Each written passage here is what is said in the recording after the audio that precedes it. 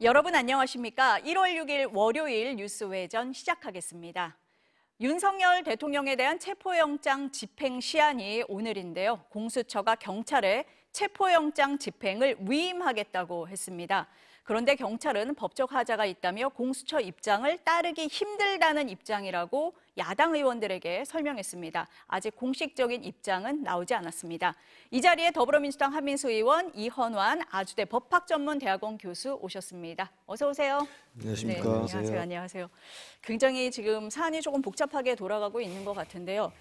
오늘이 이제 체포영장 집행 시한인 날이잖아요. 근데 아직까지 집행이 안 되고 있습니다. 일단 이 부분부터 좀 여쭤봐야 될 것 같아요. 왜 안 되느냐는 거죠? 네. 다 알죠. 우리 국민들 전부 다가 알죠. 윤석열 대통령이 응하지 않고 있는 거 아니겠습니까? 많은 국민들이 설마 했을 거예요. 지금 우리 야당에 의해서 우리 국민들에 의해서 내란 수계로 이미 다 혐의가 특정되지 않았습니까? 김용현 전 국방부 장관 공소장에 더 돼 있고 그래서 본인은 12월 12일 날 지난해 국민들에게 약속을 합니다. 대국민 담화라는 게 약속을 하는 거죠. 법적, 정치적 책임을 피하지 않겠다. 설마 그런 것까지 피할까 이런 생각을 했을 겁니다. 우리 국민들이. 그런데 지금 윤석열 씨가 하는 행동은 어떻게든 지연시키겠다는 것밖에 없는 것 같습니다. 앞으로 얘기 나누겠습니다마는 헌법재판소 심리 절차를 자꾸 트집을 잡고 하는 것도 단순하게 제가 보면 이건 지연 전략인 것 같아요. 딱 그게 숨겨져 있고 지금 수사기관들 검찰도 한 2번 됐고 공수처도 제가 3번으로 알고 있습니다. 그 수많은 수차례 수사를 받아라 하는데도 나가지 않지 않습니까? 결국은 공수처에서 체포영장까지 받았어요.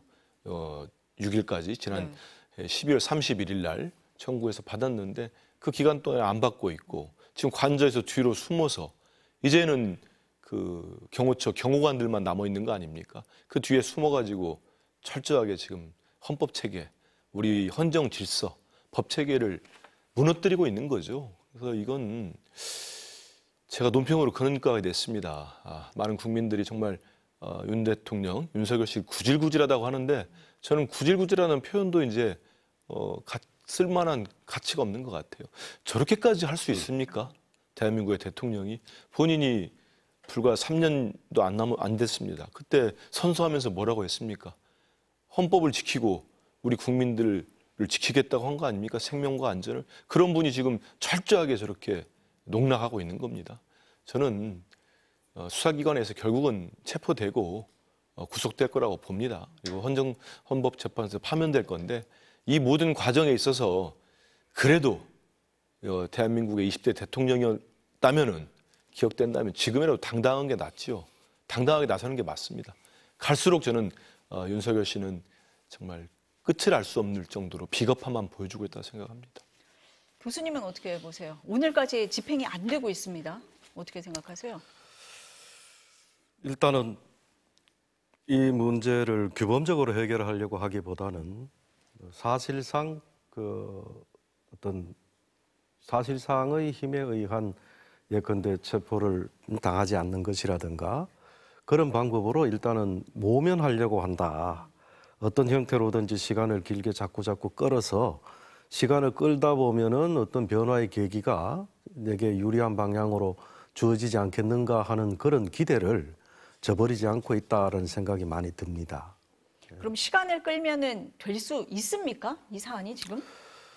너무도 명백하게 예컨대 탄핵 관련 심판의 경우에는 결론이 너무나 명백하게 지금 드러나 교수님 있고. 잠시만요. 지금 경찰청 특별수사단에서 긴급 브리핑을 한다고 합니다. 들어보시겠습니다.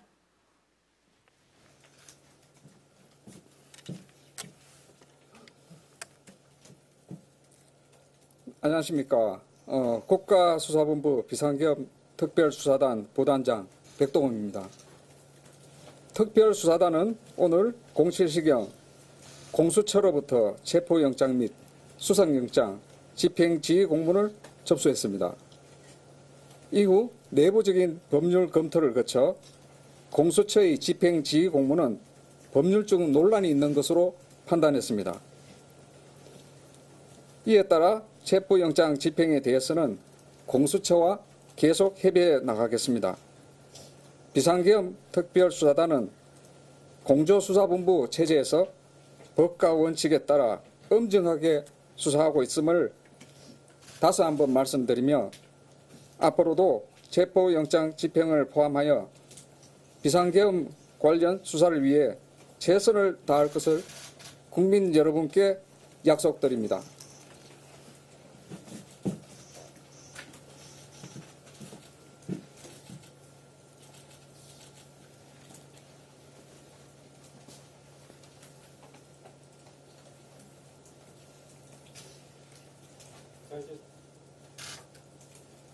네, 지금 브리핑이 굉장히 짧았습니다. 경찰 특별수사단의 긴급 브리핑이었는데요. 백동흠 부단장이 브리핑을 했는데 내용을 요약을 해보면 오전 7시에 공수처로부터 체포영장 집행과 관련한 공문을 접수를 했다. 그런데 법률적 논란이 있어서 체포영장 집행에 대해서 공수처와 협의를 하겠다. 이런 얘기를 했고 공조수사본부 체제에서 엄정하게 수사하고 있다. 이렇게 얘기를 했습니다. 조금 이해가 안 되는 부분이 있어서 교수님께 먼저 여쭤봐야 될 것 같습니다. 지금 어젯밤에 일단 공수처에서 공문을 마련을 했고 오늘 아침 7시에 지금 공수처에서 공문을 보냈고 경찰청에 접수를 했다. 이렇게 시간상으로는 보면 될 것 같은데요. 법률적인 논란 어떤 걸 얘기하는 걸까요? 가장 큰 문제는 현행 형사사법상의 수사권 관할에 관한 불명확성 때문에 아마도 저런 법적 하자라고 이렇게 언급을 하고 있는 것이 아닌가 하는 생각을 해봅니다. 실제 과거 문재인 정부로부터 시작을 해서 검찰 개혁의 일환으로 검찰 수사권을 이제 박탈하고 그것을 경찰이 넘기고 그다음에 공수처라는 기관을 만들고 하는 일련의 형사사법 체계를 재구성을 했는데 그 과정에서 사실 이 예컨대 그 현행 형사소송법이나 혹은 검찰청법이나 여타 형사사법 체계에 관련된 법률에서 내란죄라고 하는 것이 수사될 것이라고는 상상을 못했던 그 이유 때문에 형법상의 내란죄 부분을 어디에서 수사해야 할 것인가에 관한 한에서는 예컨대 검찰이 수사할 수 있는 수사권 범위하고 공수처가 수사할 수 있는 수사권 범위하고 그 속에 내란죄라고 아주 명확하게 그것을 규정을 두지 못했습니다. 그러다 보니까 현재의 사법 체계상으로 수사권에 관한 한 전부 다 국가수사본부 경찰이 모든 수사권을 가지는 것이 원칙인 것처럼 되어 있습니다. 그런 상황에서 이번 12.3 사태가 생긴 후에 검찰은 고위공직자의 직무 관련 범죄라고 하는 부분에서 그 직무라고 하는 직무 관련 범죄의 관련 범죄로서 검찰에서 이 12.3 사태에 관련한 내란을 이제 수사를 했고 그런 의미에서 본다면 공수처도 충분히 거기에 대한 관할이 있다. 그러다 보니까 이게 서로 애매한 상황이 되어버린 겁니다. 그래서 국가수사본부에서는 현재의 사법체계에서의 그 애매모호함에 따르면은 일단은 내란죄에 관한 수사는 기본적으로 경찰 관할인 국가수사본부에 있는 것인데 이게 검찰에서도 관여를 하고 공수처에서도 관여를 하고 이런 상황이 되다 보니까 또 공조수사본부를 만들어서 그 공조수사본부라고 하는 데서 공수처가 주가 되는 그런 수사라는 형태로 지금 진행이 되고 있는 상태에서 이제 체포영장을 발부받아서 이제 관제에 갔는데 실패를 했고 공수처는 공수처 자체가 처음에 성립 때부터 그 규모나 또 이제 그 할 수 있는 역량이 실제 우리가 기대할 수 있을 만큼의 그런 역량이 되지를 않았었습니다. 그러다 보니까 공수처에서는 어쩔 수 없이 경찰의 사실적인 힘을 촉탁을 해서 그 권한을 행사하도록 요청할 수밖에 없는 상황인데 경찰의 입장에서는 이게 내게 수사권이 있는 것인지 아닌지도 불명확하고 게다가 검찰이 다 관여를 하고 있는 상황에서 이거를 우리가 그 공조본의 소위 공수처라고 하는 데서부터 이렇게 말하자면 일종의 그 지휘를 받아서 촉탁을 받아서 이렇게 집행을 한다는 것이 적절한가? 이게 내부적으로는 충분히 그 제기할 수 있는 그런 의심 중에 하나라고 볼 수 있습니다. 그 오전에 공수처에서 브리핑을 했었는데 공수처에서는 조사의 주체는 공수처다. 영장의 집행은 경찰로 위임한다라고 했는데 경찰이 체포영장만 집행하는 것에 있어서 법률적으로 문제가 좀 있을 수 있다는 게 경찰의 입장이다. 이렇게 봐야 됩니까? 그게 이제 결국은 우리가 형사사법으로서의 이 공수처 수사라고 하는 거, 그 내란 사태에 대한 수사라고 하는 거를 누가 수사하느냐 하는 수사 주체의 문제에서 외부에서 보기에는 공수처를 정점으로 하는 경찰과 공수처 조직이 하나의 전체로서의 수사 주체가 되어 있는데 내부적으로는 국가수사본부라고 하는 또 독립된 기관이 있고 또 공수처라는 기관이 있고 하다 보니까 그 사이에서 권한 배분에 관련된 부분이 명확하지 않다라고 생각을 하는 거죠. 그 사실상 체포영장만 하더라도 법원 내에서도 이번에 체포영장을 발부한 이유를 보면 아주 명확하게 그 부분에 관하여서 외부에서 보기에 공수처와 국가수사본부 또 군검찰 이렇게 해서 공조수사본부를 꾸리고 있는 수사 주체를 하나로 보고 있다라는 겁니다. 거기에서 체포영장이라는 걸 발부를 했었기 때문에 그렇다면은 공수처 입장에서는 그 국가수사본부와 한 몸이 돼서 이 수사를 진행하는 방향으로 해서 지금처럼 필요하면 경찰의 실행력을 촉탁을 해서 그것을 집행하도록 지원을 받도록 이런 방법으로 내부적으로 충분히 그것이 해소될 수 있는데 국가수사본부 입장에서는 또 나중에 이제 그것은 일종의 내부적인 어떤 의심, 의혹 이런 것일 수도 있습니다. 근데 현재의 단계에서 본다면은 그와 같은 내부적인 어떤 조그마한 알력 범위 이런 것들은 사실은 그거는 지금 따질 문제는 아닌 것으로 보입니다. 그런 점에서 보면 이제 경찰에서 약간의 법적 하자라고 하는 것을 지적하는 데 대해서는 경찰의 입장에서도 오히려 이 자체의 분란, 혼란을 빨리 극복하는 데에 기여를 하도록 방향을 잡아야 하지 내부 수사기관으로서의 내부의 어떤 그 권한의 안배 문제 이런 데에 관심을 둘 필요는 없지 않을까. 오히려 또 그렇게 하는 것이 이 혼란을 더 지속시키는 결과를 낳기 때문에 경찰에서도 조금 더 전향적인 입장에서 이 사안을 바라봐줬으면 좋겠다 하는 것이 제 개인적인 생각입니다. 이 브리핑을 들은 국민들 입장에서는 굉장히 답답할 것 같거든요. 그럼 도대체 수사가 된다는 얘기인가 아니라는 얘기냐 뭐 이런 얘기가 나올 것 같아요. 의원님 어떻게 보십니까? 지금 법률적인 문제랄지 그럼 우리 이 교수님이 말씀을 잘해주셨죠. 근데 말씀하신 대로 국민 입장에 보면 체포영장 유효기간이라고 할까요? 마지막 날입니다. 오늘. 마지막 날 아침 7시에 공수처는 경찰이 집행을 해달라 일임한다고 했고 그 뒤에 지금 오후 2시가 돼가지고는 경찰은 우리는 법률적 문제가 하자가 있으니까 못한다는 얘기 아닙니까? 그럼 다수의 국민들 오늘 영장 집행 쉽지 않을 거라고 받아들일 겁니다. 저도 그렇게 생각이 들고요.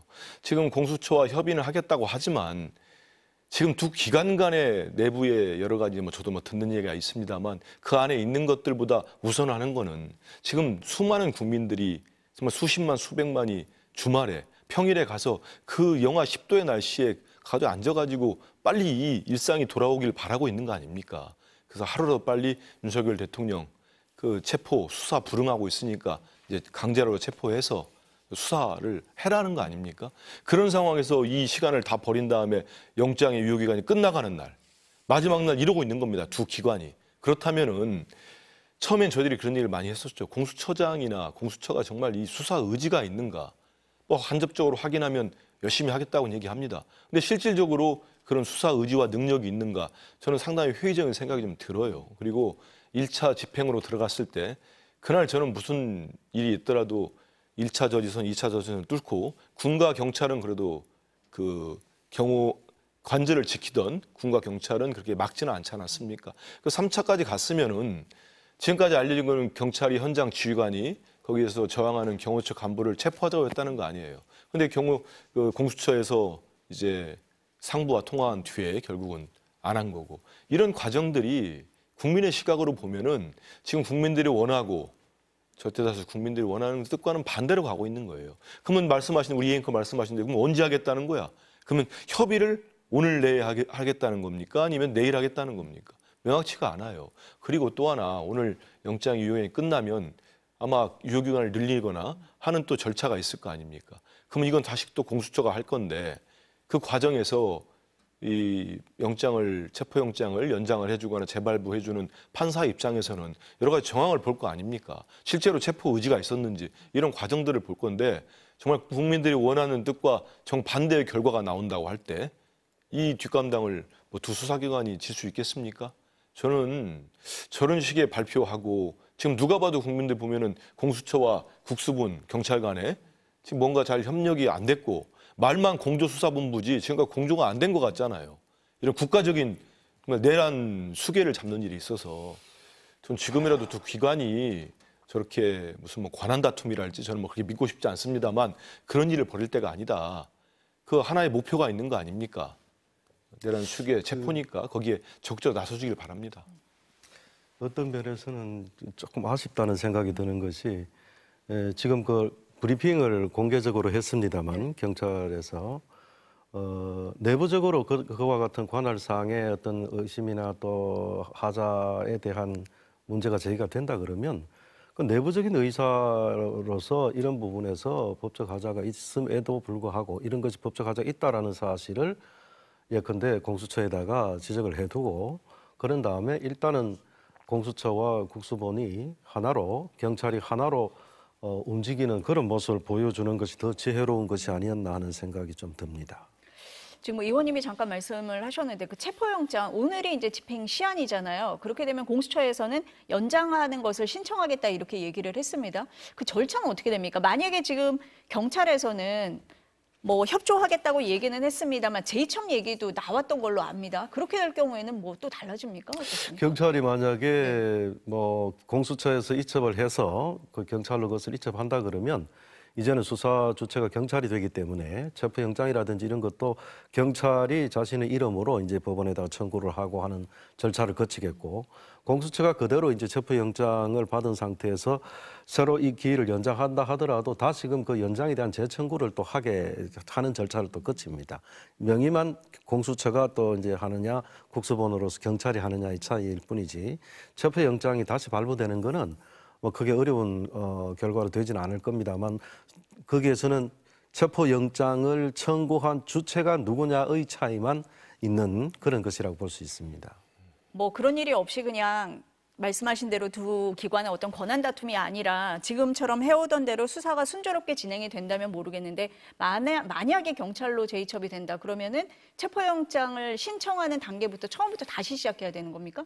그렇게 되는 것이죠. 경찰 이제 수사 주체가 이제 공조본부에서는 공수처가 대표가 되고 그 다른 기관이 협조하는 형태가 됐지만 이게 만약에 이첩이 돼서 그 국수본으로 넘어간다 그러면 이제는 수사 주체가 국수본이 되는 겁니다. 그러니까 공수처 입장에서는 현재 공조수사본부라고 해서 일을 진행해 왔다가 이게 이첩이 되는 상황에서는 이제 공수처가 자기가 주체가 되지 않는 그런 결과가 되는 것이지요. 그래서 이제 조사 주체는 우리인데 그냥 수적으로서 집행의 부분에 대해서만 경찰 당신네들이 촉탁을 받아서 그렇게 처리해달라. 그게 지금의 모습이었고 그 부분 관련해서 경찰에서 이건 약간의 좀 문제가 있다. 이렇게 이제 해석을 해서 지금 공개 발표를 했는데 저렇게까지 할 필요가 있었나 하는 생각이 좀 들기는 합니다. 예. 의원님도 비슷한 생각이실 것 같아요. 네. 예, 그래서 좀 전에 말씀드린 것처럼 이제는 두 기관이 가장 신속하게 윤석열 대통령을 체포해서 수사하고 구속까지 갈 수 있는 방법을 찾는 게 중요한 것 같습니다. 지금 여전히 뭐 경찰 지금 수뇌부에서는 공조를 하겠다는 얘기를 했으니까 그렇다면은 다른 거 다 버리고 제일 원칙은 지금 국민들 빨리 일상으로 돌려드려야 될 거 아닙니까? 그리고 국가적 대외 신인도도 있는 부분이고 이런 부분들이 계속적으로 지금 외신을 타고 전 세계적으로 세계 뉴스로 타진되고 있습니다. 대한민국을 어떻게 보겠습니까? 그래서 공수처나 경찰이나 지금 다시 심기일전해서 정말 이 발표 이후에라도 빨리 서로 수뇌부들이 만나든 해서 정리를 좀 했으면 좋겠습니다. 그래서 오늘 마감이라고 하는데 오늘이라도 저는 더 집행할 수 있도록 했으면 좋겠습니다. 오늘 이제 체포영장 시한 마감이라고 하니까 국민의힘 의원들이요 아침에 한 30여 명이라고 들었습니다. 한남동 관저 앞으로 달려갔다 이런 보도가 있었습니다. 솔직하게 말씀을 드리면 가신 분들이 들으면 섭섭할지 모르겠는데 저는 저분들하고 같이 정치를 과연 할 수 있을까라는 생각이 좀 듭니다. 좀 미안합니다만은 오늘 제가 속한 국회 과학기술정보방송통신위원회 중요한 회의들이 있었습니다. 법안 심사 소위도 있었고 그다음에 이어서 전체회의 있었습니다. 근데 얼핏 보기에도 4분이 빠졌어요. 그중에 2분은 법안 심사 소위도 안 왔습니다. 그리고 한남동에 가서 저러고 있는 겁니다. 우리 저분들 뭐 저도 그렇습니다만은 개개인이 헌법기관이라고 얘기하는 거 아닙니까? 그만큼 무게나 본인이 생각하는 걸 중요하게 가치를 생각해야 되죠. 저는 저분들 어떤 생각으로 갔는지 우리 국민들 대다수는 알 거예요. 지금 윤석열 씨 뭐 대국민 메시지라고 전 깜짝 놀랐어요. 지금도 그렇게 그거 유튜브를 보고 있구나. 그 사실은 확인했습니다. 그러면서 국민들 선동합니다. 적어도 제가 일전에 다른 자리에서 한번 말씀드렸습니다마는 국회에서 국민의힘 의원들 108명이 모두 탄핵에 찬성해서 국회의원 300명이 윤석열 대통령 탄핵소추안을 찬성했다면 지금의 대한민국이 좀 달라졌을 겁니다. 그런데 지금 알량한 기득권 찾겠다는 겁니까? 아니면 그 강경 보수 묶어서 뭘 어떻게 하겠다는 겁니까? 다음 선거를 이길 수 있다고 보십니까? 그 생각하는 겁니까? 아니면 정말 윤석열 씨가 개업 비상계엄이 맞았다고 생각하는 겁니까? 아니라면서요, 자기들이. 계엄은 잘못된다고 생각한다면서요. 그럼 위헌적 불법적 계엄을 하고 내란 행위를 해서 이 나라를 이렇게 만들어놨습니다. 그럼 이걸 수습해야 될 책임이 있는 국회의원들이 달려가가지고 윤석열 씨를 보호하겠다? 저는 우리 형법에 우리 뭐 교수님 잘 아시겠지만 공무집행 방해죄도 있고 특수공무집행 방해죄도 있습니다. 전 저분들 여기에 의율될 거라고 봅니다. 그래서 저렇게 정치를 하면 안 된다 말씀 꼭 드리고 이번에 가신 분들은 저기 본인들이 한 행동에 대해서 뭐 누가 강제로 끌고 갔겠습니까? 자발적으로 갔겠지요. 저분들은 책임을 법적, 정치적 책임을 질 수밖에 없다 이런 생각을 합니다. 네, 지금 말씀하시는 와중에 뉴스 속보가 하나 떴는데요. 헌재에서 탄핵 사유 변경 명문 규정이 없다. 재판부의 판단 사항이다라는 얘기를 했는데 이 얘기가 왜 나왔는지 아실 것 같습니다. 지금 그 국회 탄핵소추단이 내란죄라는 걸 제외한다라고 해서 국민의힘에서 문제 제기를 해서 지금 이 상황이 온 거죠. 어떤 내용이라고 이해를 하면 됩니까? 네, 우리 교수님이 계시니까 네. 전문적인 내용 교수님이 하시고 저는 그 예를 이렇게 들고 싶어요. 네. 큰 회사가 있었습니다. 근데 직원이 불을 질러버렸어요. 회사에다가 갑작스럽게. 그래서 회사가 그냥 엄청난 피해를 받습니다. 그러면 그 직원은 회사에 있는 인사위원회가 됐든 징계위원회가 됐든 절차에 따라서 해고하지 않겠습니까? 해고 절차 밟아가겠죠. 이분은 그 직원은 형사법적으로는 형법적으로는 방화죄를 저지른 겁니다. 그럼 거기에 대한 처벌을 받게 돼 있습니다. 제가 아는 헌법재판소는 박근혜 전 대통령도 그렇고 저는 아주 단순하게 받아들이면 그런 겁니다. 내란 행위는 분명히 있습니다.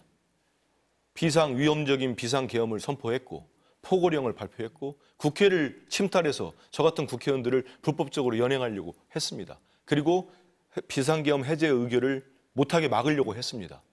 다 나오지 않습니까? 이면 진술이. 뭐 분을 부수고 들어가서 끄집어내라 이런 얘기가 다 있습니다. 네 번째는 선관위. 부정선거랑 망상에 사로잡혀가지고 선관위 직원들을 납치하려고 했습니다. 선관위를 점거를 했고 이런 것들은 내란 행위죠. 거기에 대해서 헌법 질서를 무너뜨리고 국헌을 문란시킨 행위에 대해서는 헌법재판소가 거기에 따른 심리를 해서 판단을 내리면 됩니다. 그리고 지금 김영현 전 국방부 장관 벌써 1심 재판 열린다는 거 아닙니까? 그에 따라 가지고 이미 내란 수괴로 지목이 됐습니다. 윤석열 씨에 대한 내란 죄는 따박따박 형법으로 물어가면 됩니다. 저는 그렇게 받아들이고 있습니다. 법적으로 어떻게 봐야 됩니까? 그러니까 헌재에서 국회 측에 윤석열 대통령 탄핵 내란죄 철회에 권유한 적이 없다라고 얘기를 했는데요. 이 부분에 대해서는 조금 설명이 있어야 될 것 같고 먼저 아까 여쭤봤던 거 내란죄를 제외하는 부분 이거에 대해서 좀 법적으로 논란이 있는 겁니까? 아니면 괜찮은 겁니까? 굳이 정확히 얘기하자면 표현이 내란죄로 되어 있어서 혹시 내란죄라는 것이 확정되어야만 이게 탄핵이 가능한 거 아닌가라고 착각을 하기가 쉬운데 사실 내란죄라는 표현은 쓰나 안 쓰나 차이가 없습니다. 중요한 것은 탄핵이라고 하는 것은 헌법재판이라고 하는 것이고 그다음에 뭐 예를 들어 내란죄라든가 이러한 것들은 형사재판이라고 하는 부분입니다. 그럼 헌법재판으로서의 탄핵재판이라는 것이 갖는 기능은 뭐냐면 고위 공직자가 그 자리에 있을 만한 자격이 있는가의 여부를 이제 판단하는 것이 헌법재판으로서의 탄핵재판입니다. 그래서 예컨대 12.3 사태 같은 경우에는 외견상 비상계엄 선포라고 했지만 대통령의 권한 행사로서 비상계엄 선포라고 했지만 실상을 보니까는 이거는 형법상의 내란죄에 해당할 만큼의 행위를 했다. 예컨대 그 국회를 침탈한다든지 선관위를 침탈한다든지 또 어떤 그 요인 암살의 계획을 세운다든지 뭐 등등등의 이것은 행위로서 내란에 해당 평가될 만한 행위다. 그래서 헌법재판으로서의 탄핵재판 입장에서는 이런 행위를 한 사람은 헌법적으로 볼 때 그 자리에 계속 있게 해서는 안 되겠다. 그거를 판단하는 것이 탄핵재판입니다. 위헌 여부를 가려서 징계를 하는 것이고 맞습니다. 죄를 다루는 건 형법에서 하는 그러니까요. 것이다. 이런 예. 말씀이신가요? 예. 뭐 제가 이게 어떤 형사법적으로 이게 어떤 죄에 해당하느냐 하는 거는 그거는 그 형사 절차를 진행하는 재판에서 따져라. 그냥 여기서는 이 행위가 당의 공직을 맡을 만한 자격이 있는 행위인가 아닌가만 판단하겠다. 그래서 내란죄라고 하는 것을 그 미리 사실은 소추 사유에다가 그냥 내란죄에 해당할 만한 사유 정도로만 표현하면 그걸로 아무 논쟁거리가 안 됩니다. 헌법재판소에서는 그것을 이미 잘 알고 있습니다. 아울러서 박근혜 전 대통령 탄핵에서도 헌법재판소의 탄핵 결정문에 그게 고스란히 나와 있습니다. 그 문구가. 그래서 바로 그 탄핵재판이 가지고 있는 그 기본 성격은 헌법 질서를 지키는 헌법재판이고 형사상 책임을 묻는 것은 형사재판이라고 하는 부분을 명확하게 헌법재판소에서 제시하고 있습니다. 그러면 국회 탄핵소추단이 내란죄라는 걸 제외한 것은 위헌 여부를 좀 가리겠다는 좀 더 분명한 입장을 밝힌 거다. 이렇게 봐야 되는 거지 그 자체로 문제가 될 소지는 없다. 이렇게 맞습니다. 이해하면 됩니까? 아무리 뭐 내란죄다 무슨 뭐 또 형사 뭐 범죄를 아무리 나열해 두었더라도 헌법재판소에서는 그 부분에 관한 판단을 안 합니다. 아예.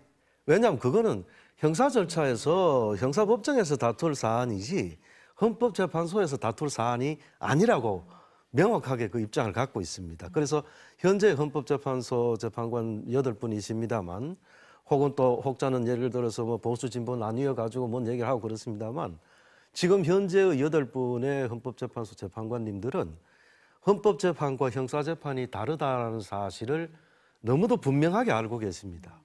이미 수차례 그런 지금 벌써 2번이나 그런 일이 있었고 그 다음에 내부적으로도 헌법재판소 이제 그 재판관님들을 보좌하는 연구관들이나 이분들도 그 부분에 관한 한 명쾌합니다. 헌법재판과 형사재판은 다르다. 헌법재판소는 말 그대로 헌법재판만 담당하지 형사재판에서 문제되는 부분은 우리는 돌아보지도 않는다. 이렇게 지금 판단하고 있습니다. 교수님이 설명을 잘 해주셨는데 네. 이 대목에서 그러니까 짚어볼 부분이 있는 것 같습니다. 마치 이거를 윤석열 씨가 내란죄를 저지르지 않은 것처럼 지금 국힘당이 호도를 하는 거거든요. 특히 박근혜 전 대통령 탄핵 때 국회 소추위원으로 활동까지 했던 권성동 원내대표가 좀 후한무치하죠. 얼굴이 너무 두터운 겁니다. 알면서 지금 저렇게 국민을 속이는 겁니다. 근데 우리 교수님 지금 말씀 잘해주셨기 때문에 우리 시청자들이 이제 다 아실 거예요. 저도 말씀드리지만 이건 명확한 겁니다.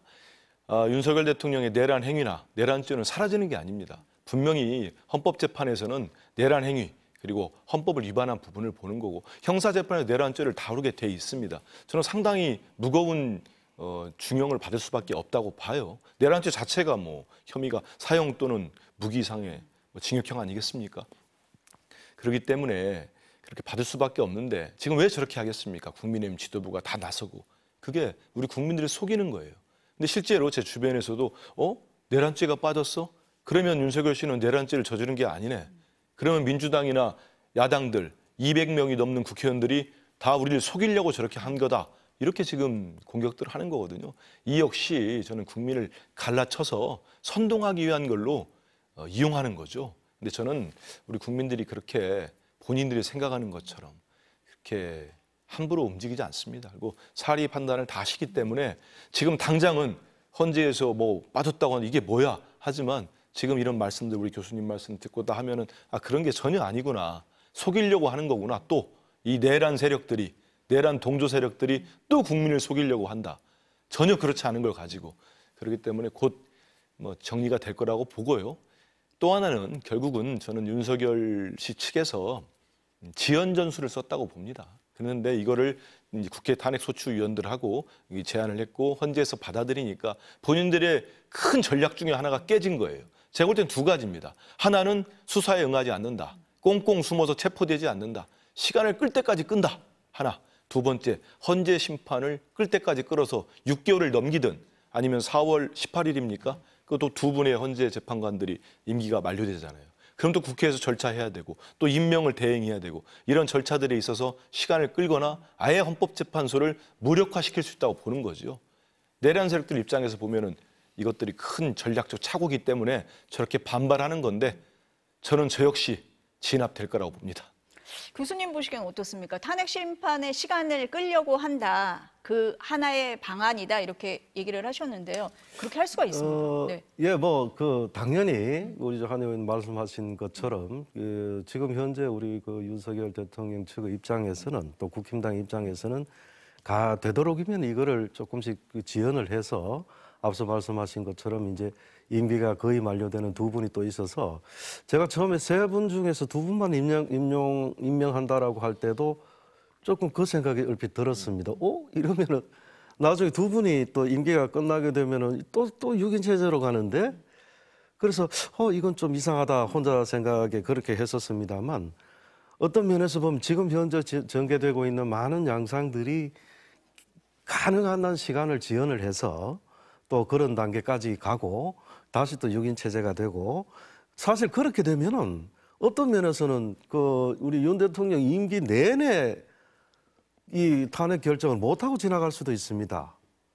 그런 또 상황으로까지 가려고 하는 거 아닌가 제가 뭐 개인적인 우려일 수도 있겠습니다만 어쨌든 현재의 우리 한 가지 다행인 거는 우리 헌법재판소에서는 아주 명확하게 앞서 말씀드린 것과 같은 탄핵재판이라는 것이 탄핵재판이라는 헌법재판하고 형사재판이라고 하는 내란죄의 성립 여부를 따지는 형사재판하고를 명확하게 분리하고 계셔서 심리가 아주 명쾌하게 진행될 수 있으리라는 기대를 가지고 있어서 그나마 그 부분만큼은 하나 좀 다행스럽다고 생각되는데 우리 국민들께서 혼돈하실 필요가 없는 것이 현재는 12.3 사태를 탄핵소추로 삼을 때 대통령의 위헌 위법한 비상계엄 선포 행위를 탄핵 사유로 삼는 겁니다.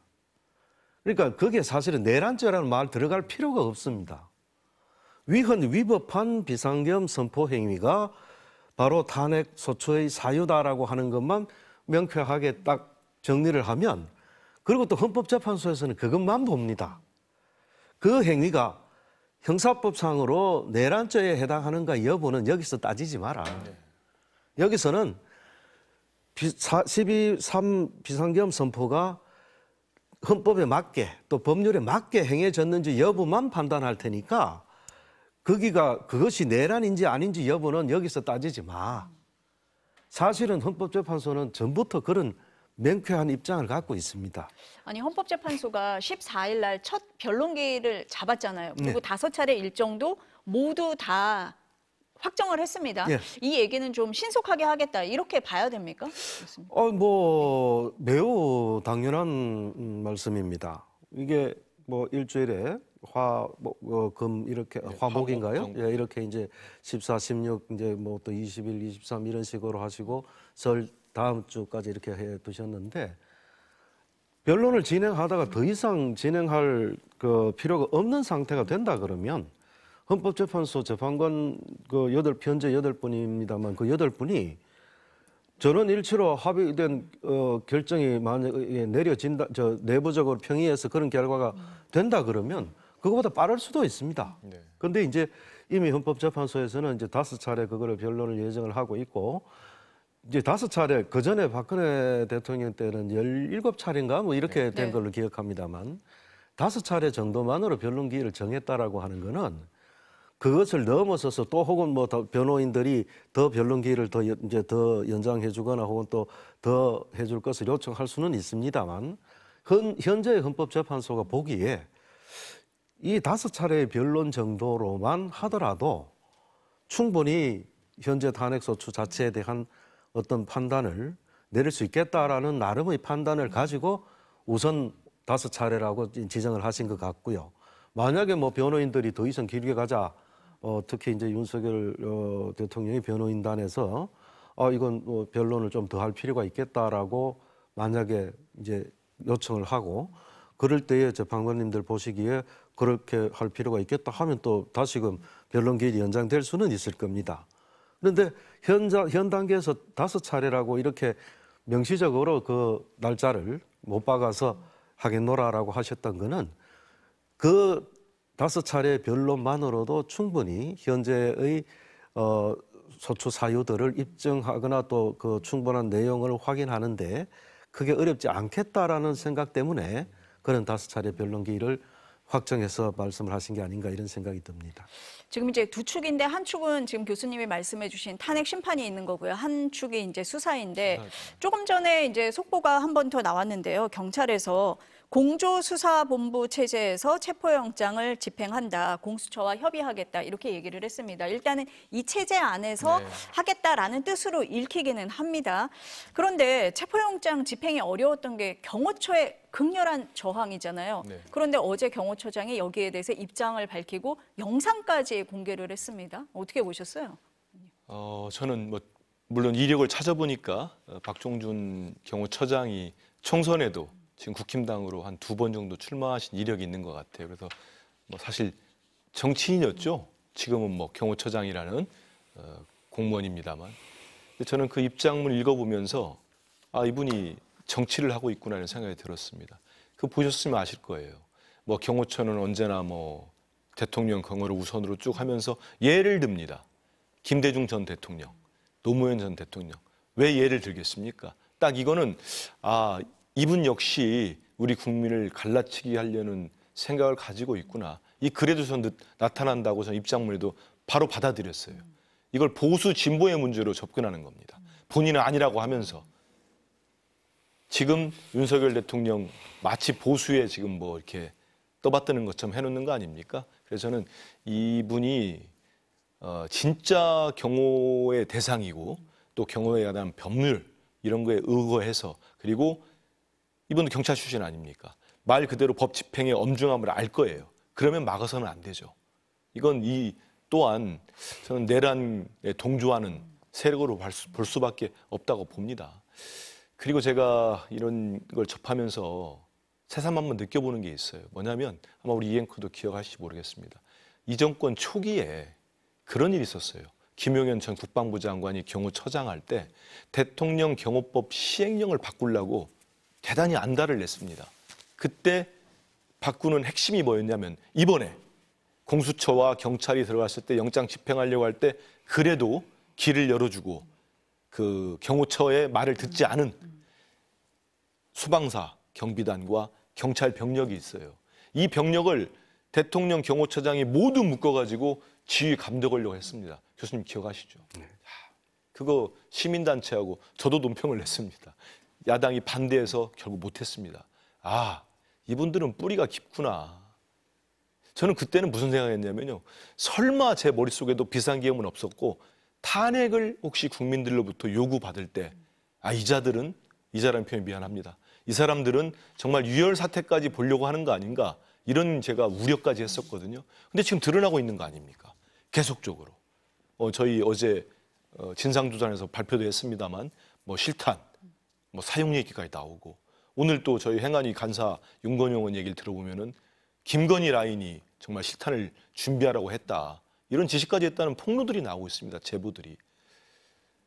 다시 한번 말씀드리지만 하루라도 빨리 저는 공수처와 경찰이 1분 1차라도 빨리 윤석열 씨를 체포해서 구속시키는 만이 이 사태를 빨리 진압할 수 있다 생각합니다.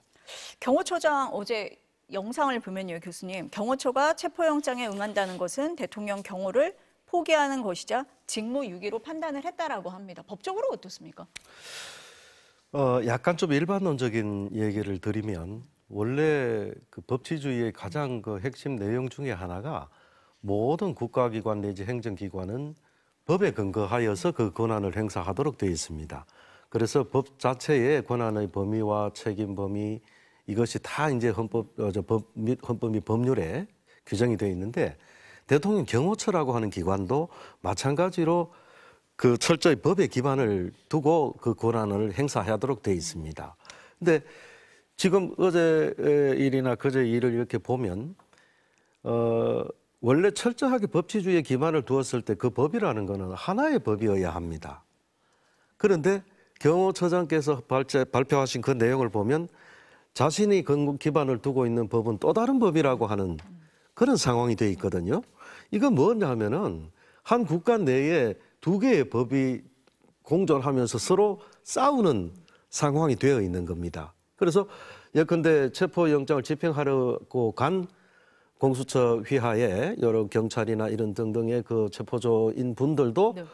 그분들도 철저히 법률에 근거해서 행동하는 주체들이고 그걸 막는 경호처 분들은 자기들 나름대로 법을 해석을 해서 우리는 경호처의 기본 직무가 대통령을 보호하는 것이기 때문에 이 직무를 수행하는 것이 나의 법적 의무다라고 이렇게 이해를 하고 있는 겁니다. 근데 더 중요한 것은 국가 체제 전체에서의 법이 중요하지 대통령을 보호한다라는 경호처 자체의 입장 그것이 우위에 있는 것이 아닙니다. 이것은 지금 현재 예컨대 체포영장을 집행하러 간 분들은 국회에서 정한 법률에 따라서 또 사법부에서 체포영장을 발부를 했고 거기에 따라서 집행을 하러 간 분들인데 이분들이 더 명확하게 법적 근거를 가지고 계신 분입니다. 더 정당한 법적 근거를 가지고 계신 분들인데 이쪽 경호처 입장에서는 경호처 입장에서는 전임 대통령 이러저러한 분들 또 앞으로 미래 대통령까지도 우리가 경호할 책임과 의무를 지고 있다. 근데 이 경호처의 업무 자체도 법이 정한 바에 따라서 하도록 되어 있는데 이 법을 오해하고 왜곡하고 있는 겁니다. 그래서 대통령께서 만약에 탄핵소추 사유가 또 있고 그다음에 또 형사법적으로는 내란죄에 관련돼서 수사를 받는 입장이 돼 있다라고 하면 그리고 또 거기에 대응해서 나는 떳떳하다. 그 전에 그 다음에서도 말씀하셨다시피 법적 정치적 책임을 피하지 않겠다라고 하셨다면 당당히 오히려 당당하게 체포되어서 모습을 보여주고 그다음에 이렇게 내가 수모를 당합니다라고 국민들한테 보여주고 그런 다음에 나 자신의 정당함을 스스로 입증을 하고 이런 절차를 겪는 것을 오히려 우리 국민들은 더 의미 있게 볼 거라는 생각을 합니다.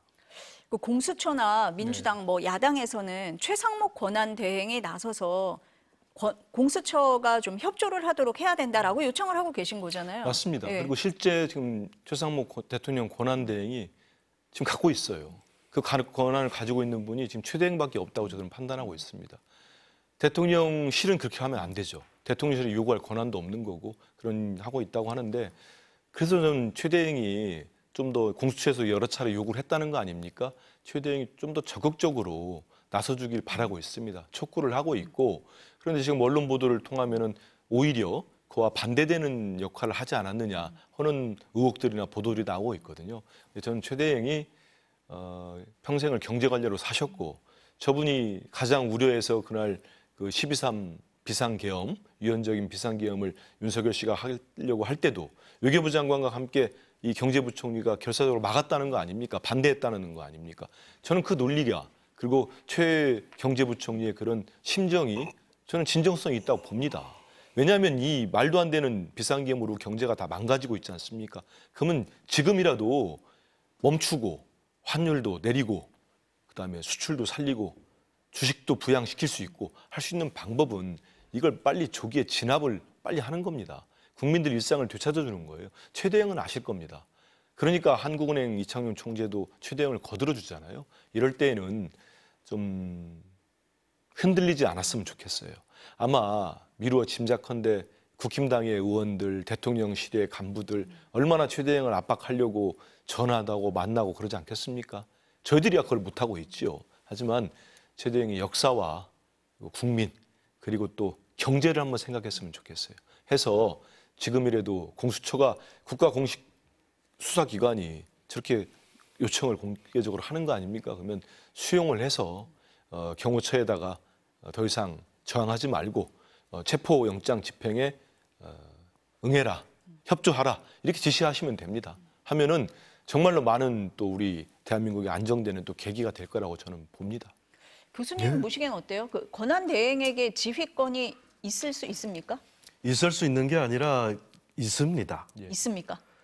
대통령이 지금 현재 탄핵 소추가 됨으로 인해서 직무가 정지가 됐습니다. 그건 헌법상 규정 또 개헌법상 규정에 그 법률상 규정에 따라서 헌법재판소 법 규정에 따라서 권한이 정지가 돼 있을 때 그 권한을 전체로서의 권한을 대행하는 것이 지금 권한 대행입니다. 그래서 현재 최상목 권한 대행으로 그것이 이제 넘어가 있는 상태인데 지금 현 단계에서 윤석열 대통령은 정당하게 명령을 할 수 있는 권한이 없습니다. 정지되어 있습니다. 그 모든 권한들이 권한 대행에게 넘어가 있습니다. 이 부분은 경호와 관련된 어떠한 행위에 대해서도 어떠한 권한에 대해서도 마찬가지입니다. 그래서 실제 현재의 관저에 있어서의 경호와 관련된 모든 실질적인 권한은 권한 대행에게 넘어가 있습니다. 그렇기 때문에 당연히 권한 대행의 어떤 의사 표현에 따라서 뭐 바로 명령을 하면은 그 명령에 따라서 하위에 경호기관 경호 담당하는 분들이 그것을 지키지 않으면 안 됩니다. 안 지키면 그 자체가 위법한 행위가 됩니다.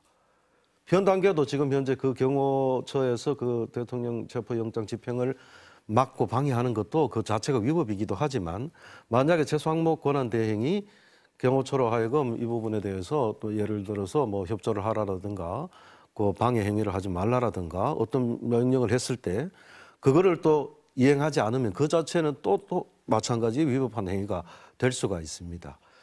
또 한 가지 아까 우리 한 의원께서 말씀하셨던 부분 중에서 예컨대 정치적인 부분이나 경제적인 부분에서 우리나라의 위상이라고 하는 것이 지금 상당히 높은 단계입니다. 뭐 200개 가까운 나라에서 시비 전후를 하는 정도로 정치적으로는 경제적으로도 상당히 중요한 지위를 차지하고 있는데 다른 측면에서 보면 현대사회의 아주 핵심적인 부분이 바로 법치국가라고 하는 부분입니다. 이건 이제 법규범적으로 뭔가 정상적으로 굴러가는 나라라고 하는 차원에서 법규범이 제대로 지켜지는 나라라고 하는 것도 법문화적인 측면에서 볼 때는 굉장히 수준이 높아지는 것입니다.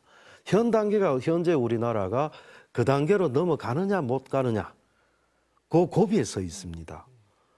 법이라고 하는 것은 한 국가 내에서 하나의 법이 존재하는데 그 법이라고 하는 것이 그것을 적용을 하는 자와 받는 자 사이에서 서로 견해가 달리 나뉘게 된다 그러면 이거는 올바른 법치국가라고 할 수가 없습니다. 그런 의미에서 본다면 우리나라가 현 단계에서 제대로 된 법치국가나 법규범적으로 바람직한 국가로 평가되는 나라로 진입하느냐 않느냐 이게 안 되면 선진국이라 할 수가 없습니다. 교수님이 되게 중요한 말씀 해주셨어요. 전적으로 동의하고요. 그리고 저는 최 대행이 정말 지금이라도 빨리 집행을 하도록 협조하도록 체포영장을 지시를 해야 되는 게 제가 지난 3일 날 그 현장에 있었던 경호관들 얘기를 좀 들었는데 그때 이제 그 간부들은 좀 완강하게 저항을 하려고 했던 것 같아요. 근데 그 수백 명의 경호관들은 또 경찰이 영상으로 체증을 하지 않습니까? 그 현장을 하는데 본인들 얼굴을 가리기도 하고 몸을 되게 위축됐답니다. 당시 현장에 갔던 분들 얘기가 보통 경호관들이 자부심도 있고 뭐 프라이드도 있잖아요. 그래서 대단히 그랬는데 그날만큼은 정말로 위축되고 피하고 싶어 하고 그렇지 않습니까? 이게 뭡니까? 정말 대통령 하나 잘못 만나가지고 그 수십 년을 공직 생활하면서 그 대통령을 지킨다는 국가 수반을 지킨다는 명예를 갖고 산 사람들인데 지금 적법한 절차, 법 집행을 막는데 동원된 거 아닙니까?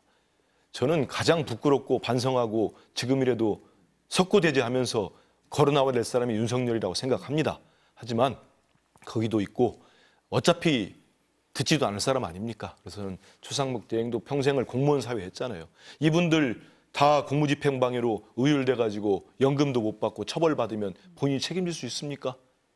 최 대행이 전 엄중한 시기다. 정말 대한민국 전체가 우리 교수님이 말씀하신 것처럼 법치국가가 되느냐 안 되느냐도 달려있는 거고 경제가 망해가고 민주주의가 후퇴하고 있지 않습니까? 이럴 땐 최 대행이 본인의 막중한 업무를 소임을 좀 해줬으면 좋겠어요. 그래서 지시하고 당장 오늘이라도 집행될 수 있도록 최상목 대행이 지시만 하면은 저는 거기에 불응할 경호처 경호관들 많지 않을 거라고 봅니다. 만약에 간부들이 뭐 경호처장이든 차장이든 불응한다면 바로 체포하면 됩니다. 아니, 의원님이 아까 잠깐 언급도 하셨었는데 처음에 이제 1차 집행 때 그 철문이 생각보다는 쉽게 열렸던 게 경찰이나 군에서 좀 소극적으로 대응을 했던 거거든요. 아까 말씀하신 그런 이유가 있는 것 같습니다. 그랬더니 윤석열 대통령 측에서 공수처장, 경찰청 차장, 국방부 차관을 다 고발을 했습니다. 맞는 겁니까? 앞서도 말씀드린 것처럼 이제 그 현재 체포영장을 집행하는 측하고 체포영장을 받게 되는 입장하고 사이에 법에 관한 서로 나뉘어진 견해들을 가지고 있습니다. 이게 일종의 이제 그 뭐 한 국가 내에서 규범적으로 특히 법이 발전하는 과정에서는 바로 그 일종의 법규범 투쟁이라고 이렇게 얘기를 하는데, 그런 법규범 투쟁이라고 하는 것은 국가에 매우 혼란한 양상이 지금 전개되고 있는 상황이죠. 그런데 체포영장을 집행하는 측은 예컨대 형법상의 법률 규정하고 그 다음에 또 적법한 영장 청구 절차를 거쳐서 또 법원에서 그 영장을 발부를 했다는 얘기죠. 그 말은 일목요연하게 이쪽의 법규범적인 논리는 딱 확정돼 있다라는 뜻입니다. 그거를 반대편에서는 법 규정에서의 아주 어디 귀퉁이에 있는 거라든지 혹은 또 왜곡된 법 개념이라든지 이런 것들을 동원해서 지금 오히려 자신들을 정당화하려는 어떤 주장을 하는 건데, 이거는 법적인 관점에서 보면 도저히 받아들이기가 어려운 그런 주장들로 관철돼 있다, 이렇게 생각이 듭니다.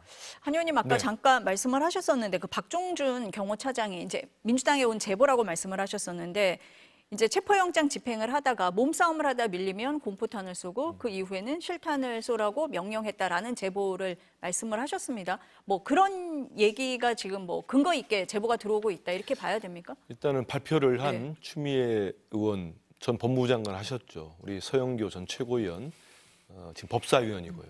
박선원 의원 뭐 국정원에서 오래 근무했던 지금 정보위원도 하고 계시는데, 그 세 분이 진상조사단에 들어온 제보들은 많이 들어오는 것 같습니다. 제가 듣기로도. 근데 그걸 크로스 체크를 안 하고 발표는 하지 않습니다. 그렇기 때문에 박종준 처장은 이게 허위 사실이기 때문에 법적 책임을 묻겠다고 했습니다. 저는 그 또한 법적으로 가려지지 않겠습니까? 거기에 대한 책임을 지면 될 겁니다. 근데 좀 전에도 말씀드린 것처럼 또 한편에서는 정말 김건희 라인이라고 하는 경호처 간부들이 실제 또 실탄을 준비하라고 했다. 경호처장을 또 패싱했다는 얘기까지 있어요. 이런 얘기들이 있어서 이거 또한 저는 수사를 통해서 다 진실이 밝혀질 거라고 봐요. 보기 때문에 왜 1차, 2차 저는 군과 경찰의 저지선이 아까 말씀드린 미온적이랄지, 저는 뭐 이분들이 도저히 막을 명분이 없기 때문에 했다고 봅니다. 그래서 군하고 경찰의 입장은 전 분명한 것 같습니다. 더 이상 이 유법적인 일에 윤석열 씨가 벌여놓은 유법적 상황에 말려들면 안 된다는 것들이 맞고요. 저는 국민을 위하는 군대고 국민을 위한 경찰이라면 당연히 그렇게 해야 됩니다. 그리고 저는 아까 최 대행에게도 강력하게 촉구했습니다만 이제 경호처 경호관들도 더 이상 안 지켜도 됩니다. 그분 대통령 아닙니다. 안 지켜도 되고요. 정상적인 국민을 위하는 대통령은 끝까지 지키면 됩니다. 그렇기 때문에 본인들 탓할 국민 없으니까 더 이상 지킨다고 막지 마시고 이제 내어주시면 됩니다. 내어준다는 표현이 그런가요? 체포될 수 있도록 협조하면 됩니다.